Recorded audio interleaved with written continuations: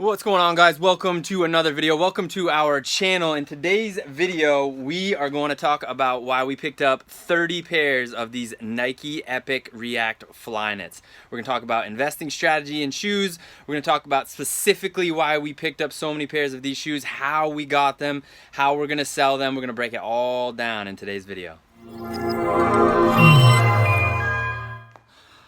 Alright guys, today's video we are going to be using an example of a shoe that we purchased. This is the Nike Epic React Flyknit 2. We purchased 30 pairs of this. We're going to break down all of the info, but today's video is less about this specific shoe. It's less about go find this shoe to resell and more about our thought process as we are sourcing, and then in scenarios like this where we actually bought quantity of a shoe, why specifically we decided to do so.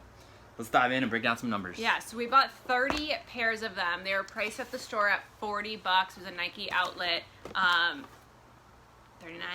right there. So after their 30% off sale and using Rnzy gift cards and then including tax and everything, they came down to $28 per pair. So for the 30 pairs, we invested $840. Now, those of you that have been outlet shopping, or if you've done any kind of bulk purchase from an outlet, know that the rules are constantly changing. Because of the pandemic and coming out of the pandemic, the rules yet again have changed. At the making of this video, the rules for bulk buyers at the outlets are you're allowed to buy 5 pairs per style per person. Now, we told you we bought 30 pairs of these at the outlet, so we want to break down exactly how we got 30 pairs. This exact shoe is actually, this is one style and this is another style. This is the youth version, same exact shoe, and this is the men's version, same exact shoe. So technically they have 2 different style numbers, which means at any given day we can buy 5 of these and 5 of these. So I went in on Saturday and I bought 5 of these and 5 of these, so that's 10 total. And then we went in on Sunday and we each again bought 5 and 5. So that was an additional 20. 20 on Sunday, 10 on Saturday. That's how we got these 30 pairs. We wanted to mention that because we built our entire business always following all the rules. And as we mentioned, the Nike outlet rules are changing, and sometimes it's different between outlets, between different states. But we always want to build our shoe reselling business following the rules so that we are always in control of our business. All right, so let's talk about why we bought these. Cool. One of the biggest things is the color. Like, these are really, they call it chili red and bright crimson. It's like a super bright red, kind of orangey, awesome color. But we have found that the super bright colors, especially in running shoes, do really well for us. That caught our eye first. So the looks of the shoe, it's something that you, as Lindsay said, it's something that stuck out when we were looking across the shelves. The next thing that we look at, for obvious reasons, is the price point. Now, a common question that we get all the time is, hey, I got these shoes, they retail really high. That must mean that they sell well.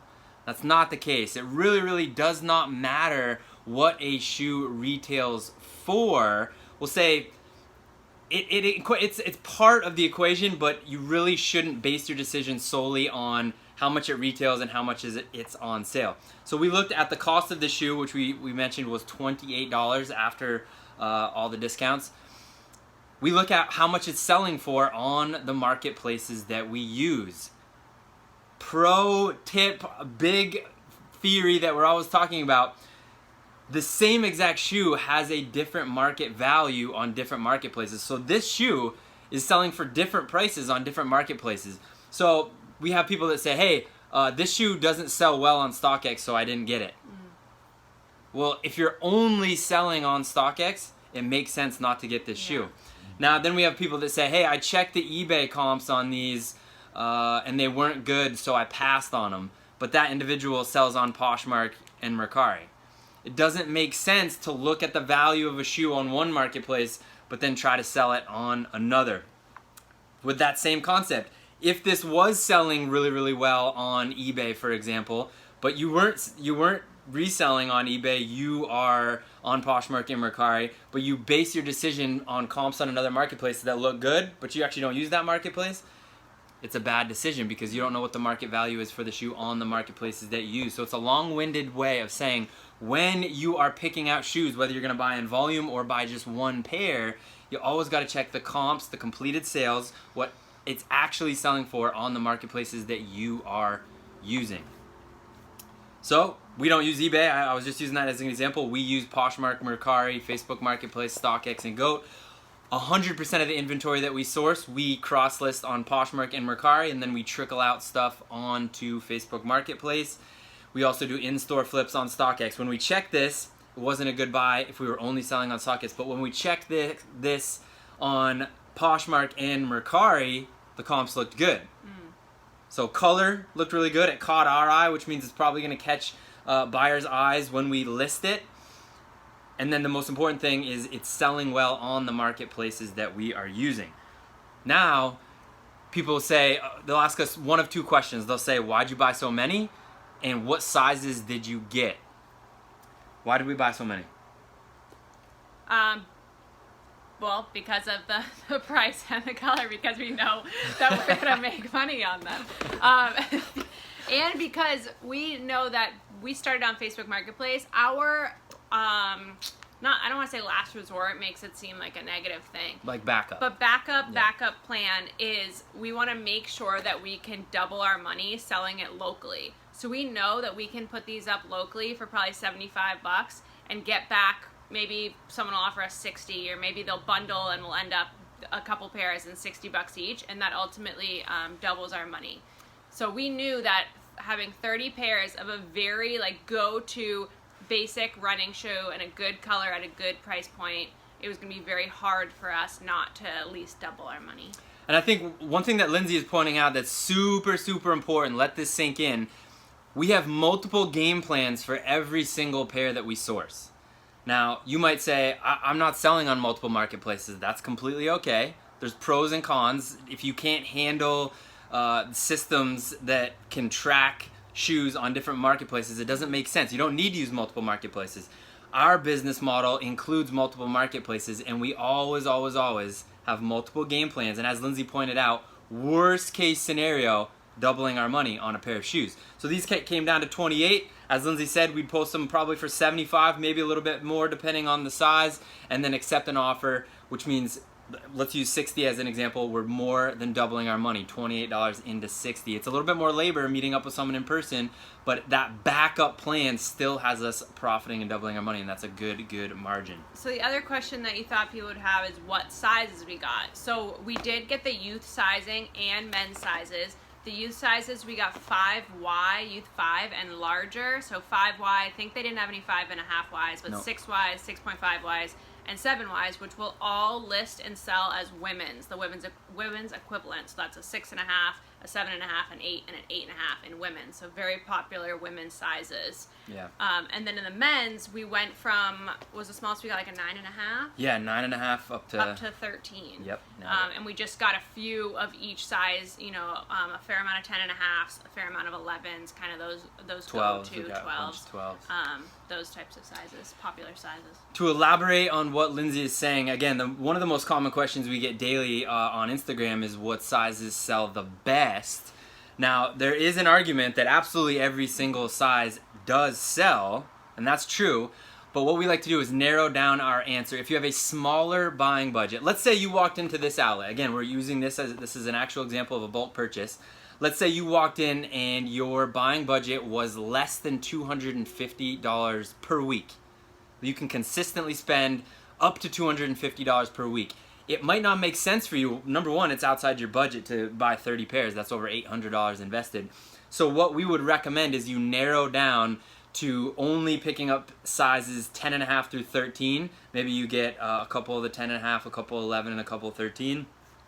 Even narrowing down even more, you might want to skip size 11.5 because those are a little bit harder to sell or less likely to sell than 10.5 through 10.5, 11, 12, and 13.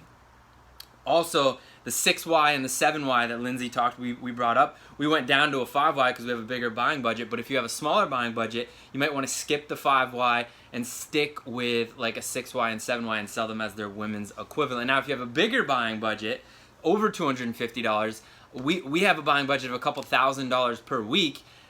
All the boxes were checked.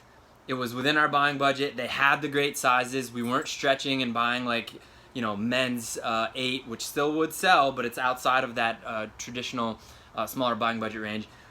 All of the boxes were checked. They had great sizes. The price made sense. The color's great. The comps were great. All of the boxes were checked to buy 30 pairs of these.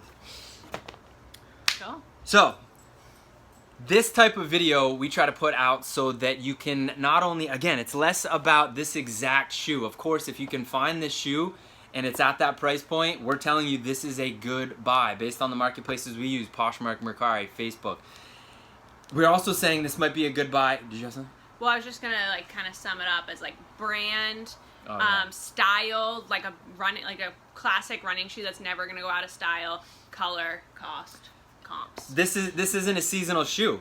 It's always warm somewhere in the United States. Someone always is going to be running. We live in New England where we have all 4 seasons, and there's a crazy winter season where we've got 5, 6, 7, 8 feet of snow. Someone might say, hey, these won't sell as well in the winter. We haven't seen that. Over the last 3 years, we've seen running shoes sell really, really well in the winter because our customers are from all over the United States. So it is a less risky thing. Now, if we're talking winter boots, that's a different scenario. That's another, we'll probably talk about investing in winter boots on a different video.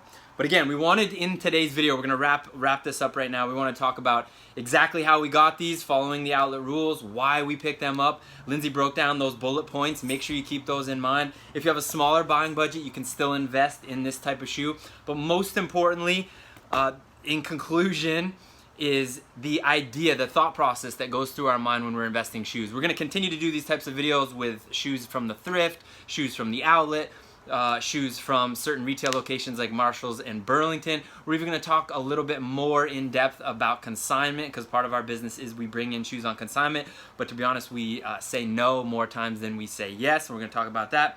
But if this is this type of video is something that's super helpful for you, let us know in the comments below.